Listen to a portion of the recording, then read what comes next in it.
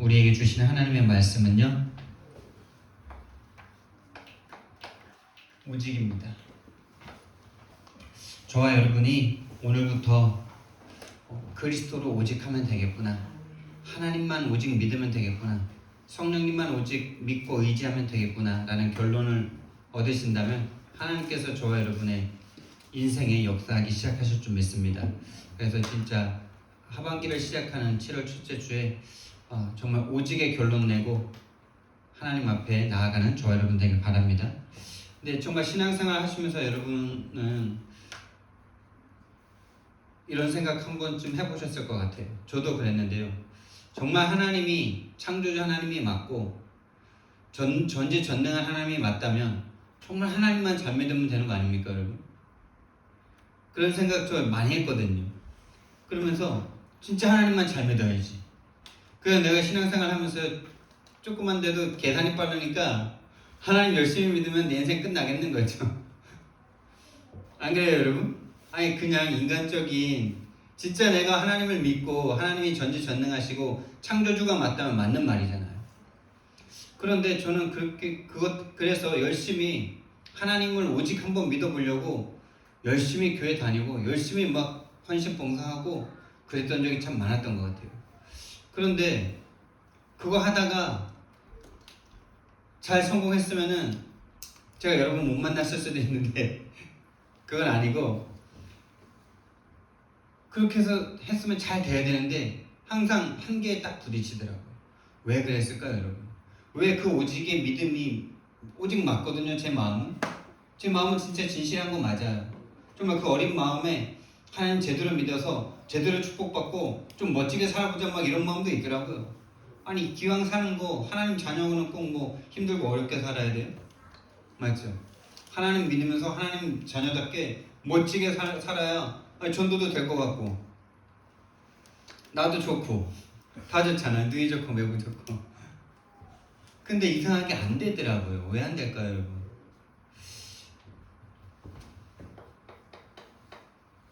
그 오직을 하는데 그 오직을 위한 게 이거라는 걸 모르는 거죠. 그리고 이게 내가 그러고 싶어서 그런 것이 아니라 이 배후에 사탄이라는 존재가 나뿐만 아니라 모든 인간, 여러분, 대통령만 백으로 삼고 있어도 그 줄에 서려고 얼마나 여러분 가진 방법을 다 씁니까? 근데 하나님이 내 아버지가 된다는데 여러분 거기에 올인 안 할 사람이 어디 있어요? 그래서 종교 생활로 열심히 달리는 사람 많습니다, 여러분. 새벽기도 단 한 번도 안 빠지고 뭐 해외 출장 갔다가도 진짜 죽을 힘을 다해서 주일 예배 드리러 오는 사람들 있습니다. 그게 다 뭐예요? 예수님 열심히, 그 마음은 진실해요. 진실합니다. 정말 하나님께 복을 받아서 하나님의 일을 열심히 하고자 하는 마음도 있어요. 근데 그게 다 사단이요. 하나님의 사람들을 속여서요. 하나님과 전혀 방향이 맞지 않는 대로. 하나님의 소원은 우리가 하나님과 함께함으로 그 자체로 행복하고 그 능력으로 그 권세로 이 땅에 유리하고 방황하는 사람들을 구원하길 원하시는데 그것과는 전혀 방향이 맞지 않고 오로지 그냥 행복하게 살고 싶어요. 그냥 돈 잘 벌고 뭔가 좋게 살고 막 그렇게 살면 행복할 것 같고 그게 하나님이면 충분할 것 같고, 그래서 기독교가 어쩌면 부흥한 큰 것일 수 있습니다. 그래서 유럽 사회에서도 이상하게 좀 성공한 사람들을 조사해 보니까 크리스천들이 많아. 그래서 그걸 조사한 게 막스 베버가 쓴 그 크리스천과 자본주의 이런 책을 썼거든요. 왜 크리스천들이 이렇게 높은 자리에 많이 올라가고 성공하나? 근데 지금 유럽 교회들이 문을 닫고 있잖아요. 그 이유가 뭡니까, 여러분? 열심히 새벽기도 나가서 기도하고 아침부터 새벽부터 막 일하고 하나님의 이름으로 한다고 하는 것 같은데 지금 교회들은 다 팔려나가고 있어요.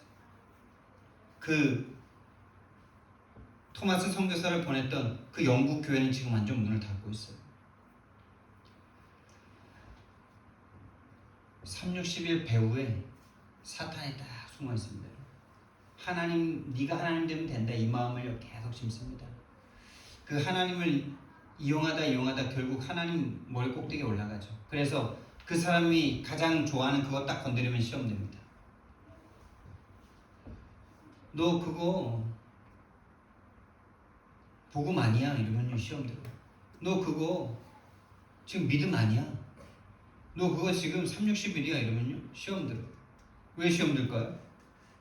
도둑이 아니면 도둑이라고 아무리 말해도 괜찮을 건데 진짜 몰래 도둑질하고 싶은데 네 도둑이라 그러니까 너무 화가 나는 거 아닐까요? 사단이요 그 마음을 어느새 딱 속여가지고 창세기 3장의 나로 딱 끌고 갑니다. 하나님 되고자 하는 그 마음, 이 정도면 내가 할 수 있지 않을까? 그래도 이 정도면 내가 이런 생각으로 계속 우리를 끌고 다닙니다. 그래서 그리스도를 아는데 그리스도를 진짜 사랑하고요 오직 하고 싶어요 정말. 그런데 이 오직이 항상 한계가 와. 항상 한계가 오고 지치고 무너지고 더 이상 뭘 어떻게 해야 될지 잘 모르겠는 그런 상황이 있다는 거죠. 여러분 정말 저와 여러분이요 이 땅에 사단이 분명히 존재한다는 사실을 알지 못하면요 그 어떤 것으로도 다시 말하면 부활하신 그리스도를 체험하지 못하면요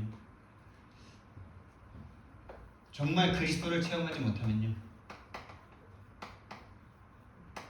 다시 말하면 부활하신 그리스도, 오늘 성경 말씀에 부활하신 그리스도를 만나기 전까지는 너희가 본 것을 아무에게도 말하지 말라 이러시죠. 왜 그럴까요? 살아계셨을 때는 아직까지 성령님이 그 속으로 들어올 시간표가 아니래요. 예수님이 그리스도로 이 땅에 오셨지만 그리스도를 완성하는 시간표는 십자가에서 죽고 부활하신 그때잖아요. 그때 이후로 달라진 게 뭡니까? 모든 만민에게 하나님의 영인 성령이 들어와서 그 속의 거를 완전히 바꿔버리는 거잖아요. 저와 여러분에게 그 복음이 필요합니다. 그 성령님이 저와 여러분 속으로 들어오셔서 우리도 알지 못하는 이거를 알면 좋겠는데 아는 것 같은데 모른다니까요. 사단에게 잡혀있다는 거를 들어서 알 것 같은데 사실 몰라요. 모릅니다. 그래서 지금 다락방 안에 말씀 운동이 사라진 이유, 제가 다락방 만나고 난 이후부터 우리 집안에 그렇게 귀신 역사가 끝날 수밖에 없었던 이유가 그리스도 맞구나. 그럼 나는 사탄 얘기만 해야 되겠구나 하고 사탄 얘기를 단 한 번도 빠지지 않고 강단에서 다 얘기했는데 사탄만 모르더라고요. 모른다니까요. 언제 할까요? 성령이 내 안에 들어오셔서 나를 뒤바꿔 놓으셔야 그때 보입니다. 다시 말하면 부활하신 그리스도가 내 안에 들어오셔서 그걸 성령이라 그러죠. 부활하셔서 눈에 보이지 않는 영으로 내게 오시는 걸 바로 성령이라 그래요. 여러분 이게 바로 성삼위 하나님의 일체입니다. 여러분. 그 하나님이 내 속에 들어오지 않고는 내 속에 각인뿔이 체질되어 있는 함정틀 올무로 딱 나를 잡고 있는 이 사단의 권세 안 보입니다. 안 보여요. 아무리 사탄 말을 해도 사탄이 겉모습만 자꾸 수박 겉핥기만 하고 있는 거예요. 진짜 그 사단의 일을 무너뜨릴 수 없을 만큼 사탄의 일을 볼 수 없는 상태. 부활하셔서 성령으로 우리 안에 들어와 주셔야 그때서야 우리는 조금 알게 되고요. 체험하지 못하면, 다시 말하면 이 사탄이라는 걸 알지 못하면요, 우리는요 계속 이 모습, 능력, 하나님 안에 있는 능력, 그 전지전능하신 하나님 능력 받으면 되겠구나 하는 게 그게 다 뭐예요? 엘리야적 신앙이다. 그 능력이면 되겠다. 그래서 지금 16장에서 예레미야, 엘리야, 세례 요한 고백해놓고 지금 예수님을 같은 수준으로 보고 있죠. 지금 엘리야와 모세와 예수님을 위해서 내가 초막셋을 똑같이 지겠습니다. 이거는 그 사람들과 비슷하게 본 거예요. 베드로와 요한, 야고보도. 그게 안 그러고 싶은데 그럴 수밖에 없는 상태죠. 왜? 부활하신 그리스도로 말미암아 성령이 그 속에 들어가서 그 죽어있던 영혼을 살리고 사단에게 잡혀있던 그 영혼을 뒤집어 놓으면서 구원해 내시면서 진짜 그리스도가 오신 이유를 알지 못하는 상태에서는 예수님이나 모세나 엘리야나 비슷하게 보이는 거예요. 그 능력이 비슷하지 않아요? 실제로 우리가 예수님 당시에 있었으면 이러지 않았을까요? 모세도 거의 비슷한 능력 해냈잖아요. 하늘에서 만나 메추라기 내릴 때 모세를 통해서 내려왔잖아요. 그러니까 오병이어 행했던 예수님이 모세랑 비슷하게 보이는 거죠. 그 시대, 그 당시에 있었으면 당연히 우리도 그래요.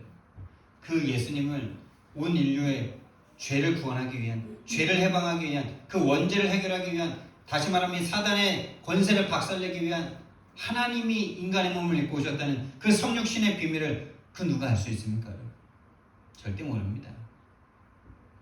그러니까 십자가 앞에서 100%다 하나님을 부인할 수밖에 없는 거예요. 예수님을 부인할 수밖에 없는 거예요. 그거는 그러지 말라고 우리에게 보여주신 거 아닙니다. 모든 인간 그럴 수밖에 없다는 한계에 갇혀있는 어쩔 수 없는 인간을 보여주신 거예요. 그래서 우리가 너무 막 잘하려고 그렇게 애쓰는 것도 어떻게 보면요, 그것도 360일 할 수 있어요. 그러면 뭐 열심히 하지 말라는 말입니까? 그건 아니고요. 하나님께 맡겨버리는 게 중요해요. 하나님, 나 오늘 내가 받고 싶은 은혜, 그 기준도, 그 열정도 좀 내려놓고 하나님 앞에 죄인의 모습으로 있는 모습 그대로 하나님 앞에 나아가니 나에게 은혜 달라고 이렇게 좀 기도해 보시고, 그렇게 좀 평안한 상태에서 그래, 나는 내가 열심히 하려고 하는 만큼 시험 들더라고요. 우리 사모님이 수요일날 은혜 받고 싶어서 왔는데 은혜 안 돼갖고 시험 드시더라고요. 근데 저도 이 흐름 속에서 진짜 은혜 받고 싶을 때 오히려 은혜가 안 되는 걸 경험한 적이 있거든요. 필리핀에 갈 때, 그때 두 번째인가 처음 몇 번째 갈 때였는데 뭔가 이제 이 흐름에서 뭔가 막 그때 막 이제 현장에서 막 개인 양육도 막 열리고 이러다 보니까 와, 이번에 선교여행 가서 내가 진짜 성령 충만 은혜 받고 오면은 진짜 이제 뭔가 될 것 같은 그런 마음이 막 생겼어. 그래서 이번에 진짜 내가 은혜 받아야지. 그래서 막 기도 열심히 하고 우리 성도님들 막 기도해서 성경금 주시고 막 이래가지고 진짜 이번에 내가 최고 은혜 받는다 막 이런 마음으로 갔어요. 제가 간증했나요? 근데 이상하게 첫 강의부터 졸리고 메시지가 한국에서 듣는 거랑 똑같은 메시지 거의 비슷하게 하시는데, 아니 한국에선 그 같은 메시지 계속해도 너무 좋았는데 이상하게 그 필리핀 거기서 듣는데 막 너무 졸리고, 저거 했던 얘기인데 또 하네 계속 막 졸리고, 와 정말 막 이해가 안 되더라고요. 하나님, 차라리 한국에 있을 때 너무 은혜됐는데 또 들어도 더 듣고 싶고, 들을 때마다 나의 그 종교가 한꺼풀씩 나가는 것 같은 그런 마음이 너무나 행복하고, 같은 메시지로 절대 생각되지 않았는데 아니 왜 필리핀까지 왔는데 지금 내가 이렇게 시달리고 힘듭니까? 아무리 막 꼬집고 해도 졸음이 막 눈꺼풀에 내려오는데 막 안 돼요. 너무 고민이 돼가지고 목사님한테 이 얘기를 해봤죠. 나 진짜 이번에 은혜 받으려고 했는데 이상하게 졸리고 이상하게 은혜가 안 된다고. 근데 목사님 하나도 뭐라 안 그러고 정신 차리고 말씀 안 듣고 여기까지 왔는데 졸긴 하냐고 그런 말 하나도 안 하고 그러더라고요. 은혜 안 받는 거 아니야. 하나님이 지금 은혜 주시고 계신 거야. 그리고 네가 한 단계 넘어서는 시간표야 이러더라고요. 그 말이 절대 이해가 안 돼. 두 번째 강의 듣고 나서 또 막 졸리고 또 얘기해줘.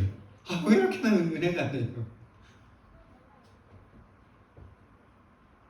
제가요 360의 마음을 가지고 이제 은혜 받고 와서 내가 한번 이 생각 가지고 딱 있으니까 말씀을 안 주시더라고. 한국에 있을 때 그렇게 은혜되고 막 그렇게 막 진짜 이 복음, 이 목사님과 함께 세계복음하면 되겠구나 막 너무 메시지가 막 은혜되고 막 그랬는데, 이제 이 메시지 이번에 내가 가서 내가 성령 충만 받고 와서 내가 진짜 뭔가 한다만 이렇게 했을 때 오히려 은혜 안 되더라고요.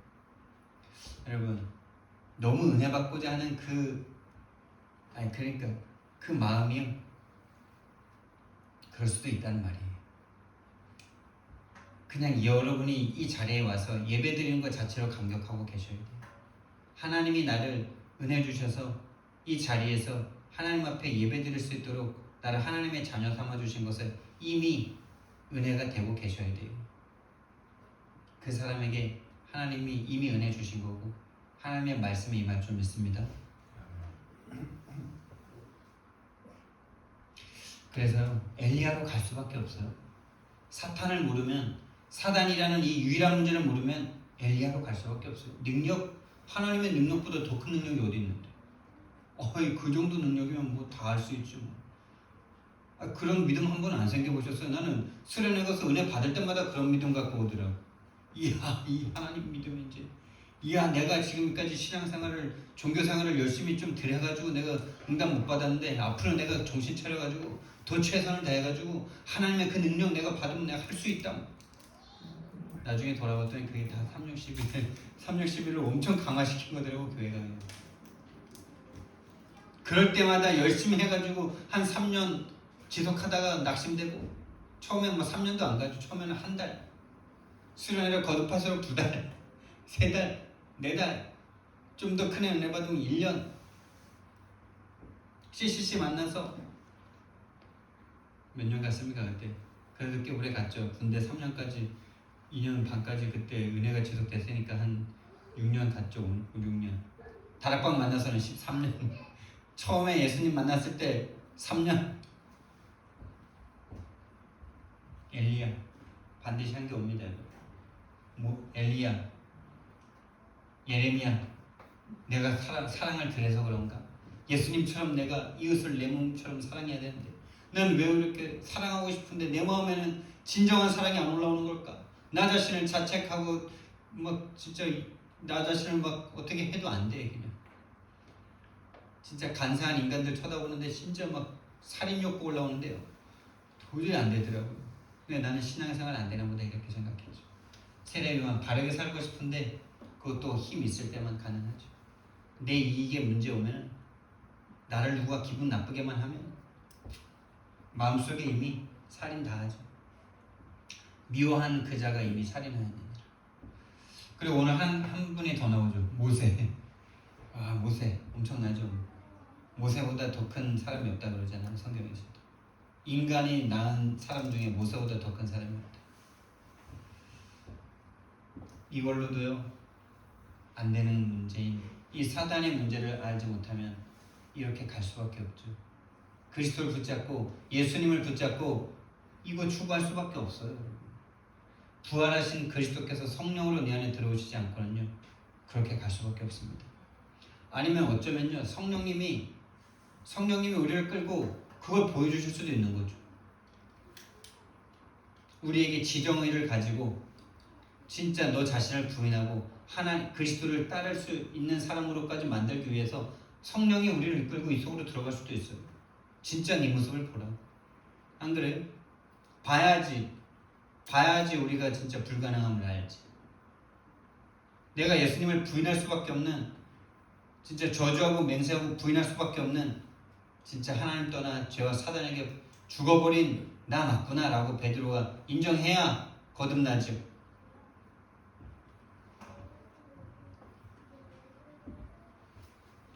그래서 이 사단과 그리스도를 알지 못하면 종교생활을 할 수밖에 없는 겁니다.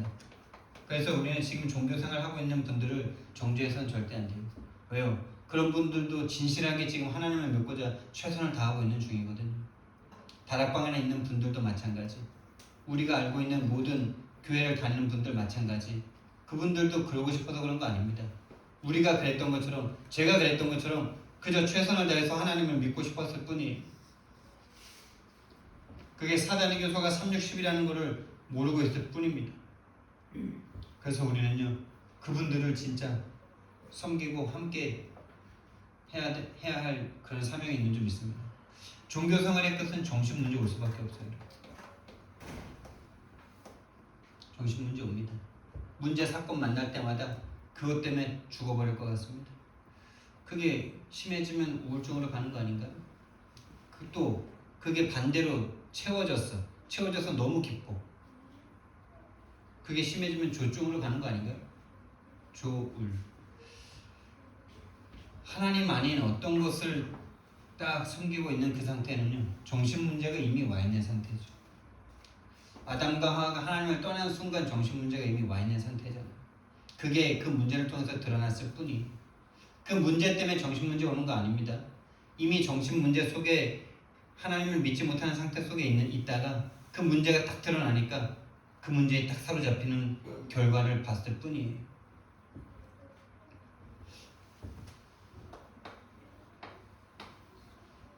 본론입니다.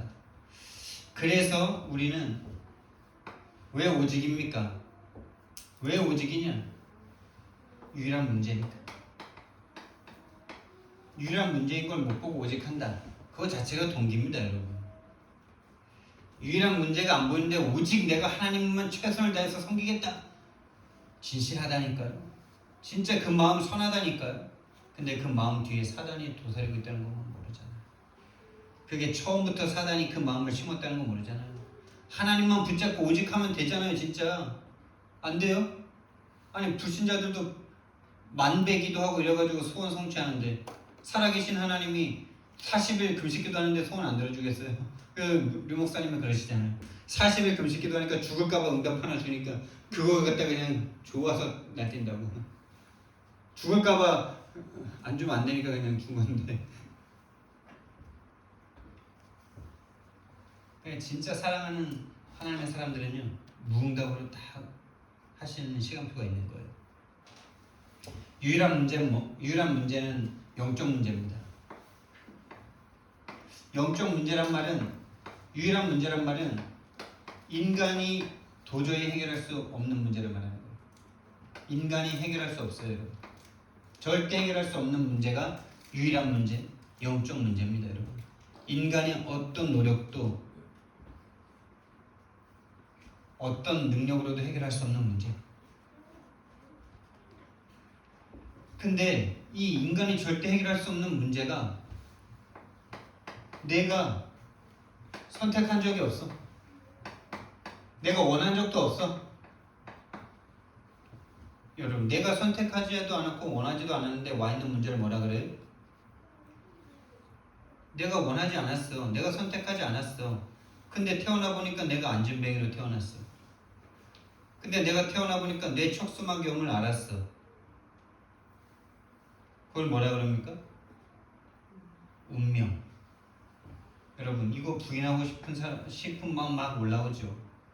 내가 선택하지 않았고 내가 원하지 않았는데 왜 내가 그걸 운명이라 그래요, 여러분. 왜 여러분은 그 가정에서 여러분 태어나셨습니까? 왜 여러분은 여자로 태어나시고 남자로 태어나셨습니까? 왜 이 시대에 그 가정에서 그 부모님을 만나 그렇게 사셨어야 합니까? 그냥 좀 어느 정도 살만했으니까 운명이라고 생각이 잘 안 들죠. 근데 태어나 보니 엄마 아빠가 완전 죄송하지만 그런 거렁뱅이시다. 저는 태어났더니 어머니 아버지가 우상숭배하면서 서로 죽일 듯이 싸우는, 입에서는 단 한마디도 살리는 말이 안 나오는 그런 집에서 제가 태어났더라고요. 운명입니다, 여러분. 우리가 죄인 되고 싶어서 죄인 된 적 없어요. 우리가 마귀 자녀이고 싶어서 마귀 자녀로 태어난 적 없어요. 그래서 우리 인간이 해결할 수 없어요. 그걸 운명이라고 합니다.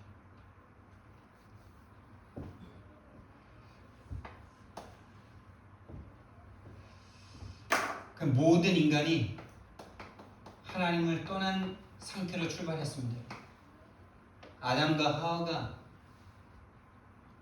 인류 최초의 인간이, 근데 저는 인류 최초의 인간에게 모든 누명을 뒤집어 씌우고 싶진 않더라고요.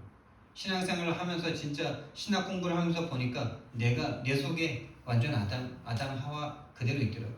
내가 그때 아담 하와였더라도 반드시 그 선악과는 먹을 수밖에 없는 거더라고요. 왜냐하면 지금도 제 마음속에 계속 내가 하나님 되고자 하는 마음이 계속 올라오는 걸 진실되게 나 자신을 보면 올라오거든요. 그 선악과는 먹지 말라고 준 거 아닙니다. 먹을 수밖에 없는 인간이라는 걸 보여주시기 위한 하나님이 이미 알고 그거 상징으로 주신 걸 수도 있어요. 하나님 떠난 상태, 그 하나님을 떠난 죄 가운데 빠져있는 인간의 근본, 그 죄 뒤에 역사하고 있는, 지금도 역사하고 있는 이 사탄, 이 세 가지 문제, 이 세 가지 문제는 그 누구도 벗어날 수 없는 인간의 운명 같은 문제입니다. 누구도 벗어날 수 없어요. 지금 좀 이 상태에서 조금 잘 먹고 잘 산다. 잘 사는 거 결코 아닙니다, 여러분. 잘 사는 거 절대 아니에요. 어느 날 본인이 해결할 수 없는 영적 문제 반드시 옵니다. 우리는 이 속에서 정말 행복을 누리고 응답받고 정말 하나님이 주신 신분과 권세 속에서 우리가 정말 하나님의 복음의 망대를 세우고 있으면요, 우리가 어느 날 답줘야 되는 시간표 반드시 옵니다. 그래서 이 속에서 태어나서요, 원하지 않지만 하나님 없는 상태가 딱 되니까 오로지 나밖에 없죠. 눈에 보이는 것밖에 없어요. 나의 것. 오로지 내가 성공해야 뭔가 그래도 먹고 살고 뭔가 좀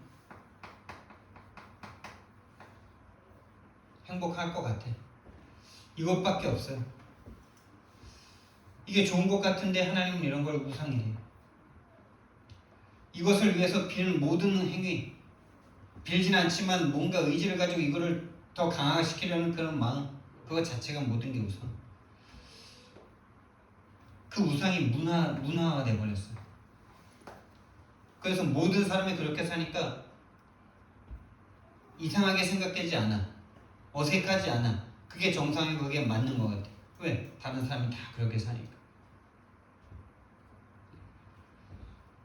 그래서 구분이 힘든 거죠.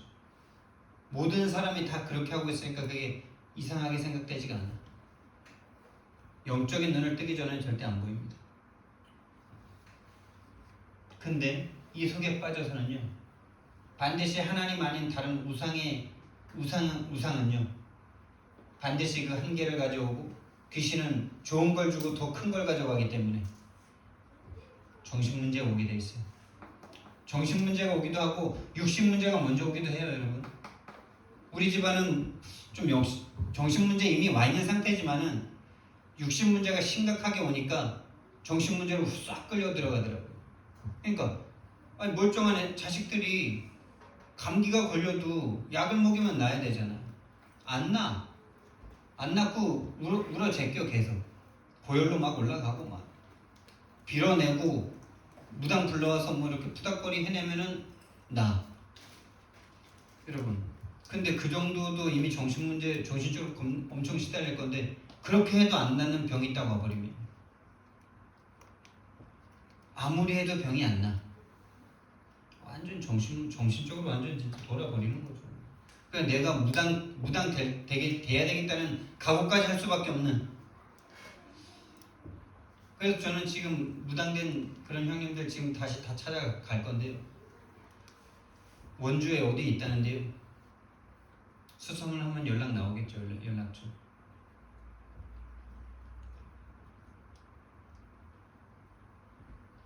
끌려갈 수밖에 없는 거죠, 무당. 이런 문제 오면요, 내 자녀를 죽이는데요, 내 육신을 다 가져가려고 그러는데요, 정신 문제 속에 아니 뭐 영적인 거 모르겠다. 무당이라도 돼서 내 문제 해결될 것 같으면 무당 되는 수밖에 없는 거잖아요. 우리 어머님이 그 각오로 무당 할아버지 찾아갔다니까요. 내가 귀신 잘 섬겨줄 테니까 나랑 내 자녀들 좀 구해달라. 그랬더니 안 된다. 귀신은 섬기면 섬길수록 본인이 경험한 거겠죠. 섬기면 섬길수록 잘해줘야 되는데 잘해주다가 더 큰 것 빼앗아가는 걸 이 할아버지는 오래 귀신 섬기다 보니까 아는 거죠. 작은 거 주고 작은 응답, 소소한 응답, 또 어떨 땐 큰 응답도 주겠죠. 근데 가져가는 건 더 커. 가장 큰 게 뭐예요? 영혼을 가져가죠.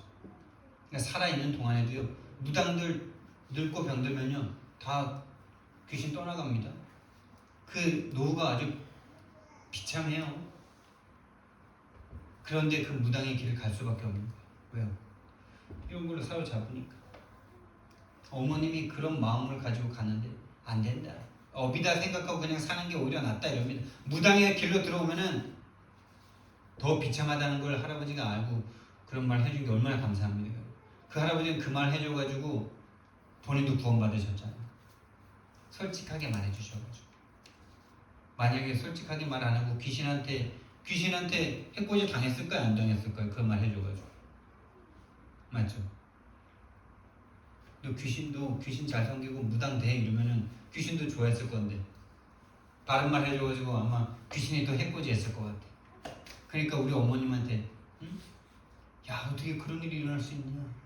나도 좀 도와줘, 나 좀 구원해줘 이렇게 해가지고 어머니가 가서 복음을 말한 거 아닙니까? 복음을 전해준 거 아닙니까? 할렐루야. 이 귀신의 세력은요 안 당해본 사람은 몰라요. 근데 다 당하고 있는데 모르지. 그게 귀신이라는 거를. 고차원적으로 속이니까 모르지. 막 병들리게 하고 막 너무 비참한 상태로 끌고 가야 그게 귀신이라고 자꾸 생각하죠. 여러분이 나라는 생각에서 벗어날 수 없는 그거, 나라는 생각에 잡혀서 하나님 믿지 못하는 그 고통 속에 계속 나 자신의 생각에 고통당하는 그게 귀신에게 잡힌 거라는 거를 100% 인정할 수 있다면 여러분 벗어날 수 있을 건데, 귀신이라고 생각은 하고 싶은데 귀신이라고 절대 인정이 안 되죠. 그러니 벗어나지가 않아. 복음이 복음되지가 않아. 오늘 성령의 역사를 말미암아 귀신의 역사가 보여지길 예수님 이름으로 축원드립니다. 정신문제, 육신문제 다시 당연히 미래 불안하죠.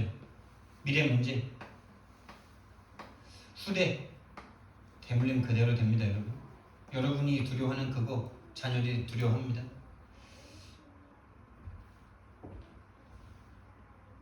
그래서 유일한 답입니다. 유일한 문제가 맞다면 유일한 답이 맞는 거죠. 여러분, 이 문제이기 때문에 돈으로 해결 안 돼요. 여러분과 제가 생각하는 돈이 지금 많이 벌린다. 다른 문제 분명히 오게 되어 있습니다. 돈에 모든 걸 빼앗기게 되어 있습니다. 돈 문제 아니기 때문에. 돈 문제라고 생각하는 그 생각 때문에 오히려 돈이 안 들어올 수도 있어요. 하나님이 돈을 줄 수가 없는 거잖아요. 돈 문제 아닌데 돈 문제라고 계속 생각하고 있으니 돈 줘버리면 역시 돈 문제 맞았네 이럴까봐 하나님이 돈을 안 주신다면 여러분 어떻게 하겠습니까? 여러분과 제가 진짜 돈 문제가 아니고 영적 문제라구나, 영적 문제 정말 맞구나 깨달을 때 하나님이 돈을 줘야 안전한 거 아닐까요? 그래야 역시 맞아, 이 문제 돈 문제가 아니고 영적 문제이기 때문에 영적 흑암이 꺾이니까 빛의 경제가 임하는구나. 돈 문제 아닙니다. 왜? 돈으로 사단 문제 해결을 못하니까요. 돈으로 절대 유일한 문제 해결 안 됩니다. 영적 문제 해결 안 됩니다. 어떤 힘으로도, 다시 말하면 어떤 권력으로도 해결 안 돼요. 어린 적 찬양 중에 참 그 찬양이 너무 좋은 것 같아요. 돈으로도 못 가요. 그런 거 있잖아요. 여러분, 돈으로 천국 얻을 수 있습니까? 그때는 천국 못 간다 그랬는데 지금 천국 못 누립니다. 돈으로. 지금 천국 못 누린다니까요. 돈으로. 힘과 권력으로 안 됩니다. 백도 배경으로도 안 됩니다. 왜냐? 죄의 문제이기 때문에 그렇습니다. 이 죄의 문제, 이 죄의 삭슨요, 사망의 값입니다. 여러분이 아무리 돈을 많이 준다 해도 여러분의 사망을 막을 수 없잖아. 내일 시한부로 죽을 인생이 돈을 100억을 갖다 주면 난다 그러면, 반드시 그거 낳는다 그러면 어떻게든지 100억 만들 거잖아요. 못 만들어서 죽는 사람도 많지만 할 가능성이 있다면 할 거잖아요. 근데 이 사망의 값은요, 도저히 그 돈으로 해결할 수 없는 겁니다.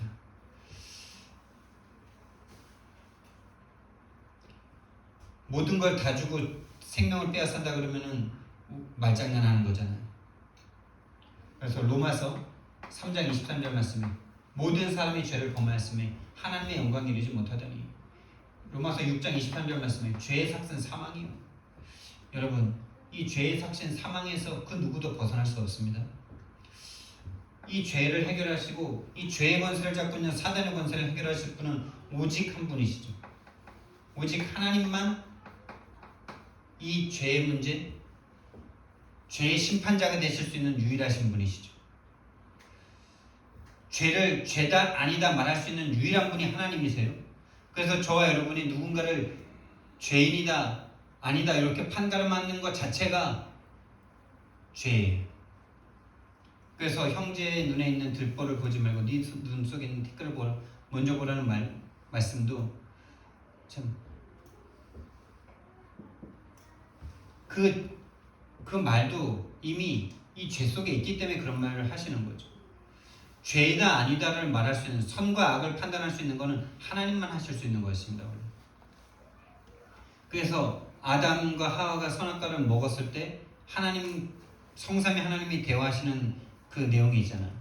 이 아담이 선악과를 먹고 죄를 아는 일에 우리 중에 하나같이 되었으니 이러잖아요. 그러니까 우리가 죄를 판단하는 그게 내가 하나님 된 상태라니까요. 목사님은 옳다 안 옳다, 저 성도는 옳다 안 옳다, 내 남편은 옳다 안 옳다, 이거를 그 생각 자체가 여러분 죄예요. 선과 악을 판단하는 그 자체가 악이라니까요. 우리는 2부 예배 때 나오겠지만은 모든 일을 감사함으로 받으면 버릴 것이 없다라고 말씀하셨어요. 그게 유일성의 응답이에요. 하나님이 지은 모든 것이 선하다라고 말씀하셨어요. 그 선한 것을 비틀어버리고 바꿔버리는 이 사단의 이 창세기 3장의 문제인 거죠. 하나님의 세계는 선합니다. 모든 것 다 선합니다. 도둑질도 사실은 선한 마음에서 시작되는 겁니다. 나한테 필요한 것을 얻는 거 선한 마음이잖아. 그것이 잘못된 방법으로, 방향으로 가기 때문에 문제인 거죠. 오직 하나님만 해결하실 수 있습니다. 그 하나님의 방법이 무엇입니까? 그 하나님의 방법이 독생자를 보내셔서, 독생자이신 그리스도 예수를 보내셔서 성육신 시키셔서 피조물의 몸을 입게 하셔서 인간이 되게 하셔서 십자가에서 죽으시고 부활하셔서 그 죄와 사단의 권세를 다 박살내는 그 유일한 방법입니다, 여러분. 그래서 인간은 스스로 하나님을 절대 찾아올 수 없기 때문에 이사야서 7장 14절에 처녀가 잉태하여 아들을 낳을 것이니 그 이름을 임마누엘이라 하리라 하라. 인간의 몸을 입고 오셔야만 했던, 다시 말하면 그게 뭡니까 여러분? 왜 동정녀 처녀입니까 여러분? 왜 이 말도 안 되는 방법을 선택하셔야 돼요? 다시 말하면 인간이어야 되는데 죄는 없어야 돼. 여러분 이거 이해되세요? 인간이어야 하는데 죄는 없어야 돼. 인간인데 죄 없는 사람이 있어요? 이 세상에 하나님이신 그리스도 외에는 없습니다. 남자의 씨앗으로 태어나지 않은 하나님이신 그리스도만 인간인데 죄가 없어요.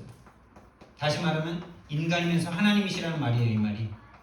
이걸 이단들은 이해 못합니다, 여러분. 그래서 삼위일체를 이해 못합니다. 이번 주에 CU 갔더니 사장님이 그러더라고요. 그 삼위일체에 대해서 정말 좀 잘 모르겠다고, 자기도. 믿긴 믿고 싶은데 잘 모르겠더라고요. 왜냐하면 신천지가 와서 삼위일체 아니라고 말하고 갔거든요. 그 신천지를 보내주신 게 제가 볼 때는 은혜예요. 넘어갔다면 하나님의 사람 아닐 건데, 이렇게 동정녀로 오셔서 하시는 일이 뭡니까? 출애굽기 3장 18절 말씀에 그 수많은 양들이 죽어서 그 피값으로, 그 피로 말미암아 그 430년 된 노예의 그 운명 속에서 건진받는 말도 안 되는 그 이야기, 말도 안 되는, 세상의 사람들이 볼 땐 말도 안 되는데 영적인 의미로 보면 너무나 과학적이고 너무나 당연한 그 길. 죄의 문제이기 때문에, 죄의 삭은 사망이기 때문에 이 사망의 값은 생명으로 갚아야만 하기 때문에 피 흘림이 없은즉 제사함이 없느니라. 사람의 생명이 피에 있고 피가 죄를 사하느니라. 피제사로, 희생제사로 우리에게 제물로 오신 그리스도. 그래서 창세기 3장 15절에 그 그 여인의 후손으로 오시겠다는, 그래서 뱀의 머리를 상하게 하시겠다는 그 내용이 마태복음 16장에서 선포되는 것 아닙니까? 그런데 선포된 후에도 17장에서 예수님이 이 말씀을 주셔야만 했던 이유, 그렇게 고백하고 나서도 아직 성령이 임하지 않았기 때문에 엘리야나 모세나 예수님이나 동일하게 보는 거죠. 그래서요, 우리는 아는 복음으로 안 돼요. 이 복음 사단이 가장 잘 알아요. 오직 복음 돼야 돼요. 다시 말하면 주인의 자리를 바꾸지 않고는 사단에게, 복음 알면서도 사단에게 계속 끌려가고 사단에게 노략질 당하고 사단에게 노예될 수밖에 없다는 것을 정말 명심하시고, 하나님 나에게 오직 될 수 있는 은혜를 받게 해달라, 오직 할 수밖에 없는 유일한 문제가 정말 보여지게 해달라 기도하시기 바랍니다. 오늘부터 정말 기도하시기 바랍니다. 예수는 그래서 오직 예수 그리스도입니다. 예수는 이름, 그리스도는 직분. 우리에게는 이 직분을 가진 그리스도가 필요한 거죠. 만약에 석가가 그리스도라면 우리는 석가를 믿어야 돼요. 공자가 그리스도라면 우리는 공자를 믿어야 돼요. 근데 이 그리스도의 자격, 이 인간이면서 죄가 없으신 하나님으로, 인간이면서 하나님으로 오신 그리스도이신 그분은 예수님밖에 없는 거죠. 그래서 우리는 예수를 붙잡고 믿는 겁니다. 그분이 그리스도이시기 때문에. 그 직분이 한 일이 뭡니까, 여러분? 하나님 떠난 우리에게 하나님 만나는 길이 되셨습니다. 그분 자체가 길입니다, 여러분. 그분 자체가 성삼위 하나님이시기 때문에 그분을 믿는 순간 하나님 만납니다. 그리스도를 아는 만큼 하나님 압니다. 그리스도는 하나님의 형상이기 때문에 그리스도가 내 안에 들어오시는 만큼, 그리스도가 이해되는 만큼 하나님의 형상을 누리게 됩니다. 죄와 저주에서 우리를 해방하셨습니다. 사단에게 잡혀있는, 나도 잡히고 싶지 않은데 처음부터 잡혀있던 그 운명에서 탈출할 수 있는, 구원받을 수 있는 유일한 길이 바로 그리스도이십니다.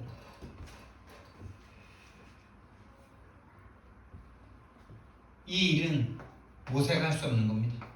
모세도 구원받아야 되는 존재죠. 엘리야도 아무리 능력이 많아도 안 됩니다. 엘리야도 구원받아야 돼요.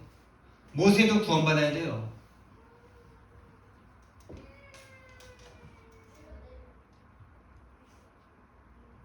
오직 부활하신 그리스도만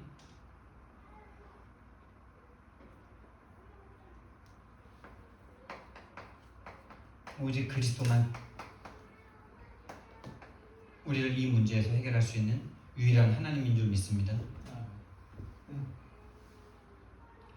그래서 오직 그리스도, 오직 십자가에서 죽고 부활하신 이 성령님으로 우리에게 와주셔야만, 성령 임재해 주셔야만 됩니다. 그래서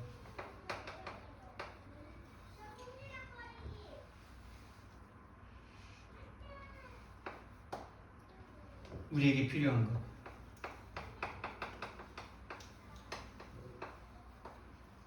믿음인데요. 이 성경 이후에 쭉 나오는 말씀을 쭉 하시면서요, 귀신을 못 쫓아내는 제자들이 예수님에게 와서 이렇게 도움을 요청하는데 뭐라 그러시냐? 왜 못 쫓아내냐? 너희들에게 믿음이 없어서 못 쫓아냈다 이럽니다. 그러면서 그 믿음을 뭐라 그러냐? 겨자씨 한 알만큼의 믿음만 있어도 너희가 이 산을 들어 바다에 던지해도 던져질 건데 너희들이 그 겨자씨 한 알만한 믿음이 없다 이럽니다. 그럼 이해되세요? 옛날에는 이게 진짜 이해 안 되더라고요. 겨자씨 한 알만한 믿음 나 있는 것 같은데 겨자씨가 엄청 작거든요. 겨자씨 한 알만한 믿음 저와 여러분에게 주실 줄 믿습니다. 근데 이 겨자씨 한 알만한 믿음이 뭐냐? 내 문제가 유일한 문제라고 인식하는 그 순간 귀신 떠나간다고 했잖아요. 내 문제가 영적 문제인가? 내가 돈에 계속 잡히고 뭔가 상황과 문제에 계속 잡히는 이 문제가 진짜 영적 문제인가 하는 그 믿음 없잖아요, 여러분. 그 생각 한 번도 해보신 적 없으시잖아요. 어쩌면 한 번도 없으시잖아요. 4년 동안 이 흐름 가운데 와서도 다른 사람의 문제는 영적 문제라고 보면서도 내 문제를 영적 문제라고, 내가 돈에 잡히는 문제, 내가 뭔가에 잡히는 그 문제가 영적 문제인가? 라고 인정해 본 적이 별로 없잖아요. 그 겨자씨 하나님은 산보다 큰 흑암이 꺾인다는 겁니다. 산 옮기는 게 뭐 그렇게 중요하겠습니까?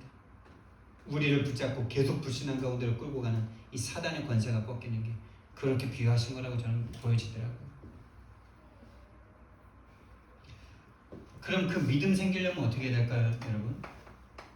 믿음은 들음에서 나며, 들음은 그리스도의 말씀으로 말미암느니라.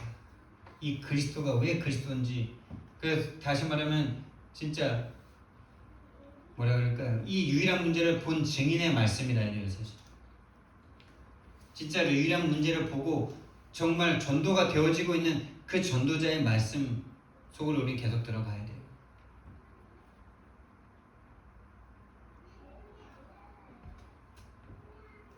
그리고 간구하세요. 믿음이 연약한 나에게 믿음 허락해달라고 간구하세요. 이거 하나님, 예수님이 이거 간구하라 그랬어요. 믿음이 연약한 저에게 하나님 믿음 달라고. 이게 가장 좋은 기도입니다. 후히 주시고 꾸짖지 아니하시는 하나님께 구하십시오. 정말 하나님, 믿음 없는 저에게 믿음을 허락해달라고. 유일한 문제로, 영적 문제로 볼 수 없는 제게 그 믿음을 허락해달라고. 저와 여러분이 하나님 응답하실 줄 믿습니다.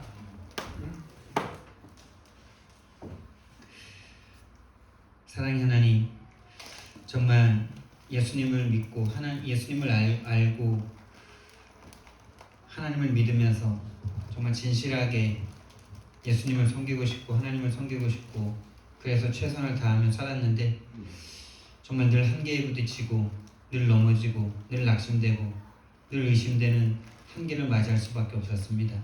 하나님, 그것이 진실했지만 사단을 이길 수는 없는, 사단을 볼 수 없는 3,6,11에 빠진 믿음이라는 걸 알게 하시니 너무나 감사를 드립니다.